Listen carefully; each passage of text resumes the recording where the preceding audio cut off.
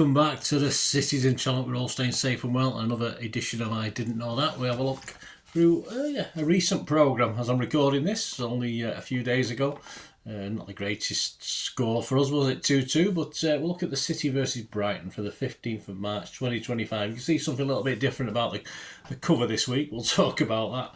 So we'll check out some facts and any oddities within the hard copy memory of the game, and a little bit about, of course, in remembrance of Steve Fleet today as well. Another sad passing recently, and another gentleman which we'll talk about in a moment.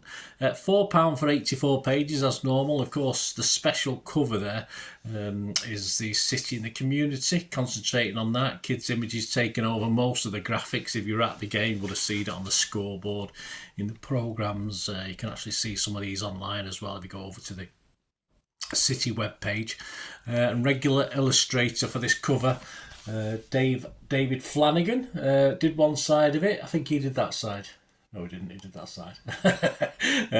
With the kids, of course, represented by 10-year-old Rumayasa from Barlow Hall Primary School, a young lady. So she did that side. No, she didn't. She did that side. Okay. Slightly different cover, but on the same principle of what we've been having most of the season. So, just to mention, that, look in the background there, we've got the Nottingham Forest programme. I didn't know that for that one because there wasn't enough in it to do one. It probably lasted about 3 minutes. I could have dragged it out, but I thought, no, it's not worth it. So I think it was in Ipswich. Was it Ipswich I also didn't do one for? But just to let you know, just don't think you're missing one. Just wasn't worth doing it with the Nottingham Forest programme. It wasn't, not because I was sulking after the game, it just wasn't worth doing it. Right, before we look, guys, just lots of new subscribers, my thank you. Welcome to the channel. Members as well, always appreciated. And just quick word for a podcast to do as well with my fellow City fan Mike Long, originally from Northern Ireland, lives in South Korea now. He's been doing the podcast, I think this is his 7th year. And he's had such people as Walter Smith, Ray from Man City TV, Colin Savage, of course, the finance guru, all in the seat over the years. We are hoping to get Colin back for something special with this 115 coming up as I'm recording this.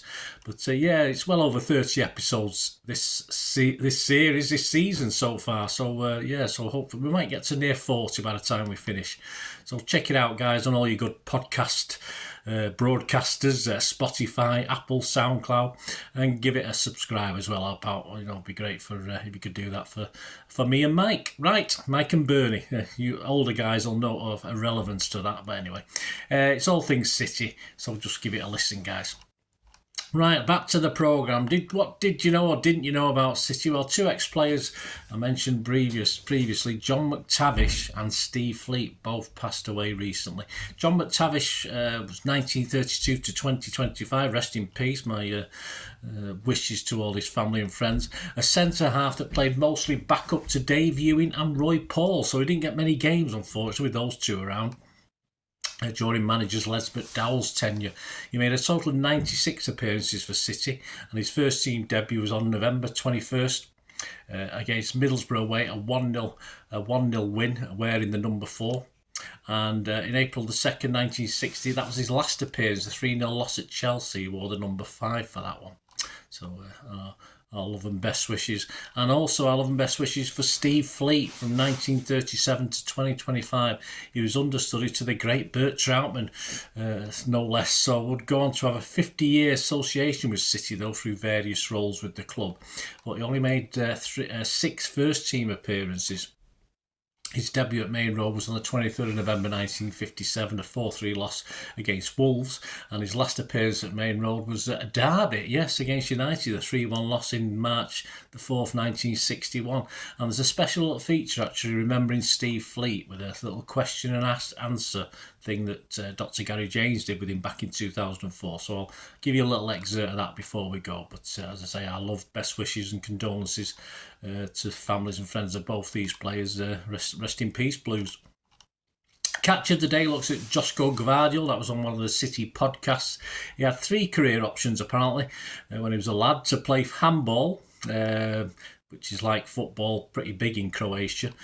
Play football, of course, as we know, or sell fish on his family's market store. So yeah, he sold fish. No, he didn't. He played football. He went from a regular on the bench in his teens, where he was a bit despondent, to, of course, playing for big clubs and receiving international recognition within 3 or 4 years of that. And he made his senior Dynamo Zagreb debut at 17, and within just a month he was in the Croatian squad as well. An obvious clamour to sign the potential in this guy. Lots of big teams, and of course City won it. About Brighton, yeah, despite no FA Cup win or top division title, Brighton won the Charity Shield in 1910. They did this after being invited after winning the Southern League in 1909-10, so quite unusual, but they certainly won it before we did. 13 points from safety in 1997. They clawed their way back to needing a draw or a win in their last game of the season versus Hereford, yes, to avoid being kicked out of the league. And despite being a goal down after 60-odd minutes, they got the draw they needed, and they fortunately never really came close again to dropping out of the league as they did then. So they've done pretty well since, haven't they? Top 5 greatest of all time. Some familiar faces, interesting legends, if you like. Pascal Gross, 17 to 24. He played for him. Appearances 261 with 32 goals. He's now at Dortmund. Apparently a superb set-piece specialist, if you remember. Marc Lawrenson. He was there 77 to 81, made 154 appearances with 5 goals. Cut his defensive teeth, of course, at Brighton before a lot of success at Liverpool. Lewis Dunk, 2010, well, to now, 479 appearances, 31 goals. The homegrown captain and leader has to make the list. Steve Foster, we remember him, don't we? He had 2 spells at Brighton, 79 to 84 and 92 to 96. He made 126 appearances and manages 8 goals. And we all remember the great Headband, of course. Alexis McAllister, a bit more modern, yes, from 2019 to 2023, 112 appearances. A modern midfielder who was with Brighton when he of course won the 2022 World Cup with Argentina. So he's got in there. Yeah, he's a good player. I like Alex McAllister. Anything about City and Brighton? Well, 6 degrees of separation goes from Foden, who was the 3rd player to score 50 top-flight goals under Pep, and his defining double came against Jason Steele for Brighton, rotated last season by Brighton with fellow keeper Bart Verbruggen, and in the game where Foden got 2, a rarity in itself, was a header for KDB, of course. Only 1 of 3 scored with his head all told, and of course he filled a place in the City squad vacated by a certain James Milner, and it's reckoned his best season was possibly our 2011-12 season when he was a foil, or let's say a pivot, perhaps in modern slang, for Nigel de Jong. He's our next guy, who was one of the first to join City's revolution back in 2008. His last appearance in World Cup finals came in 2014 as the Netherlands lost a semi-final to Argentina. And on the Dutch bench that day also was Joel Veltman. Of course, he is a Seagulls stalwart. Gareth James, One Moment in Time, looks at the first ever meeting between the two clubs on the 23rd of February 1924. No, I wasn't there before you start. In the FA Cup round 3, a 5-1 City win at a packed Goldstone ground. I think it broke records at the time. This City first was the last for one of City's greatest players. Though has scored his last goal for City was a 49-year-old Billy Meredith, taking part in the FA Cup 20 years after, of course, he'd inspired City to their first ever a bit of trophy, a bit of silverware in 1904. Meredith had sort of retired. He managed a couple of games here and there, but he's retired for a couple of seasons. But as he was included in the lineup for this match, on this march to Wembley, the media sort of latched onto it. Of course, he was a big United legend as well. But of course, the media latched onto this old guy playing back in the FA Cup and what it meant. Sadly, though, there's to be no fairy tale ending as Meredith City bowed out at the semi-final stage, a 2-0 loss to Newcastle at St Andrews in Birmingham. Man of the match looks at Ederson's quiet debut, a 2-0 win at their place over newly promoted Brighton in our 100-point season, of course. It was his first clean sheet in what has now totaled, I think, 117 as I'm recording this. He'd actually lost the Golden Glove that season by 1 game to some bloke over at Old Trafford called De Gea. And interestingly enough, he was actually rested for the last 2 games. So he didn't play, if you remember, he didn't play those last 2 games. If he'd sort of played in those, he would at least probably equalled or bettered United, but he may have well have won the Golden Glove as well in his debut season. But yes, Pep denied him that, but I'm sure he was okay with it. Back to remembering Steve Fleet. Yes, a Q&A that Gary James did with the late Steve Fleet. I'll do the first four questions and answers, and it's quite interesting. Right, a change of glasses to read this because these new glasses don't work for some reason when I'm trying to read white print on blue in a City programme. Anyway, let's have a look at this remembering Steve Fleet with Gary James questioning Steve Fleet, of course, back in 2004, 21 years ago. Gary said, you made your debut against Wolves in 1957. Can you remember much about that day? I actually heard I was making my debut from the Manchester Evening News. I woke up to find a newspaper reporter and photographer on my doorstep.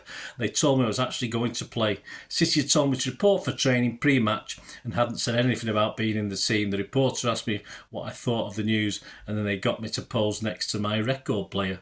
Yes, I suppose they wanted me to be doing the sort of things any 20-year-old would be doing. Yeah, playing records. The game was a thriller, said Gary, and ended 4-3 to Wolves. How do you think you played?